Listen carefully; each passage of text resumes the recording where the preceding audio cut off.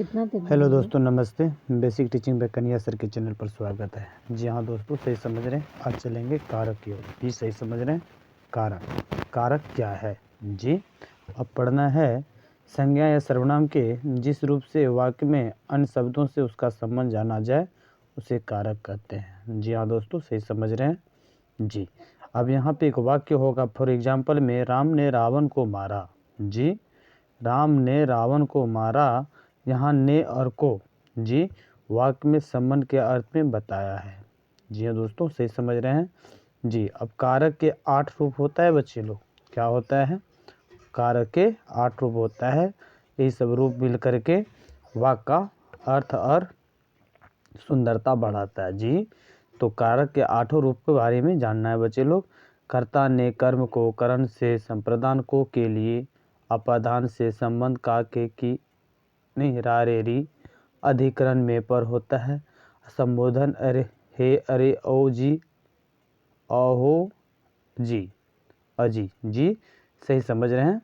तो अब यहाँ पे डबल से लगा है, करण से और अपादान से। जी करण से का मतलब होता है बच्चे लोग, ये से मतलब संबंध के अर्थ में होगा, कोई संबंध के रूप में काम होगा। जैसे मैं चाकू से सेब काटता हूँ, मेरा काम चाकू से हो रहा है। जी चाकू की सहायता से काम हो रहा है। जी उसके बाद आपादान से जो होगा, इससे बिछुड़ने की बात होगा, बिछुड़ना या अलग होने की अर्थ के रूप में देखना है। जैसे पेड़ से पत्ता गिरता है, मैं कहीं से आता हूँ। जी इस तरह का वाक्य होगा बच्चों। तो शायद बहुत अच्छे से कर्ता स्वरूप, कर्ता के 8 भेद बढ़िया से समझ गए हैं।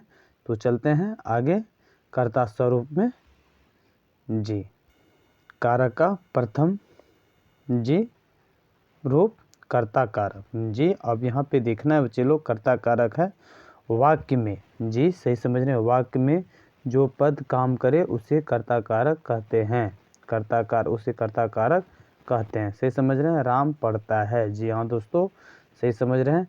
यहाँ राम कर्ता हुआ और इसका विभक्ति चिन्ह ने लुप्त है। ने लुप्त है। यहाँ पे राम ने पढ़ता है, ऐसा होता है। यहाँ पे ने लगता बच्चों। जी यहाँ ने लुप्त है। जी तो बच्चों फिर आगे निकलेंगे कर्म कारक की ओर। कर्म कारक जी क्रिया का फल पड़े, जिस पर क्रिया का फल पड़े उसे कर्म कारक कहते हैं। सही समझ रहे हैं। राम ने रावण को मारा। जी राम ने, यहाँ पे ने लग गया है। यहाँ पे बच्चे लोग राम ने रावण, जी रावण होना चाहिए। जी राम ने रावण को मारा। यहाँ रावण को मारा, ये कर्म हुआ। ये राम का कर्म था रावण को मार देना। तो बच्चों ये ने को जो लगा है, एक दूसरे का पता चल रहा है कि मारा है। क्या हुआ? मारा है। और यहाँ रावण को कर्म, ये रावण कर्म हुआ। जी अब यहाँ यदि नो को हटा दिया जाए बच्चे लोग, तो पता चलता है राम रावण मारा, अर्थात दोनों मारा। यही ने को एक दूसरे का रिलेशन, संबंध को बता दिया जाता है। जी अब चलेंगे करण कारक। क्या है बच्चे लोग? करण कारक जिससे काम हो। जी जिससे काम हो उसे करण कारक कहते हैं। सही समझना बच्चे लोग।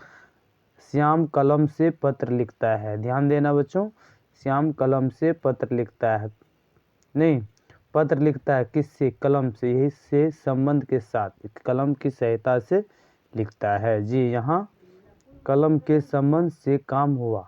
जी कलम के संबंध से, कलम के संबंध से हुआ, काम हुआ। जी उसके बाद फिर देखेंगे संप्रदान कारक। सही समझ रहे हैं। संप्रदान कारक जिसके लिए कुछ किया जाए उसे संप्रदान कारक कहते हैं। सही समझ रहे हैं। अब यहाँ पे देखेंगे बच्चे लोग, शेष ने अपने गुरु के लिए सब कुछ किया। जी कोई किसी के लिए कुछ करता है उसी को हम संप्रदान कारक कहते हैं। जी गरीबों को धन दीजिए, गरीबों को धन दीजिए। सही समझ रहे हैं। फिर आगे चलेंगे आपादान कारक की ओर। जी आपादान कारक जिससे किसी वस्तु को अलग या अलग किया जाए। सही समझ रहे हैं। जिससे किसी वस्तु को अलग किया जाए उसे आपादान कारक कहते हैं। जैसे पेड़ से पत्ता गिर रहा है। सही समझ रहे हैं। मैं पटना से आया हूँ, पेड़ से पत्ता गिर रहा है। जी पत्ता पेड़ को छोड़ दिया, जुदाई अलग हो गया। मैं पटना को छोड़ आया। जी मैं पटना को छोड़ आया, ये जुदाई अलग हुआ। जी इस तरह का वाक्य होंगे बच्चों।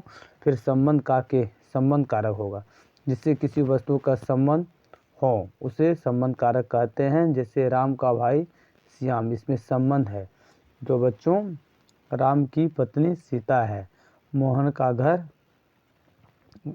यह मोहन का घर है, या ऐसे भी हो सकता है जी, यह मेरी माँ है। इस तरह का भी वाक हुआ। मेरा मेरी के भी अर्थ में रहता है बच्चों लोग जी। उसके बाद अधिकरण कारक देखेंगे। कौन देखना है? अधिकरण कारक, सही समझ रहे हैं। जिससे क्रिया का आधार जाना जाए उसे अधिकरण कारक कहते हैं। सही समझे बच्चे लोग जी। अब यहाँ पे लड़का की क्या है? लड़का घोड़ा पर बैठा है, घोड़ा पर उसका अधिकार है घोड़ा पे बैठना जी। अब यहाँ पे वो अपना घर में है, ध्यान देना बच्चों, वो अपना घर में है, अधिकार है घर में ये अपना घर में है जी, इंदर जी। उसके बाद क्या है? संबोधन, संबोधन, संबोधन कारक जी, सही समझ रहे हैं। संबोधन कारक, जिससे किसी वस्तु को बुलाया या पुकारा जाए उसे संबोधन कारक कहते हैं। ये संबोधन है, संबोधन कारक कहते हैं। सही समझ रहे हैं। अरे भाई जल्दी जाओ, ऐसे वाक होगा। और हे राम, इस तरह का वाक होंगे बच्चे लोग। बहुत अच्छा से समझ गए होंगे और बराबर पढ़ेंगे बच्चों। तब तक पढ़ना जब तक समझ में नहीं आ जाता, तब देखते रहना बच्चों। तो बच्चे लोग वीडियो को लाइक, सब्सक्राइब तथा शेयर करना है। सब्सक्राइब करने से मेरा उम्मीद बनेगा और इससे भी अच्छा बेसिक आप लोगों के बीच हिंदी देते रहेंगे ग्रामर पसंद का। ठीक, धन्यवाद।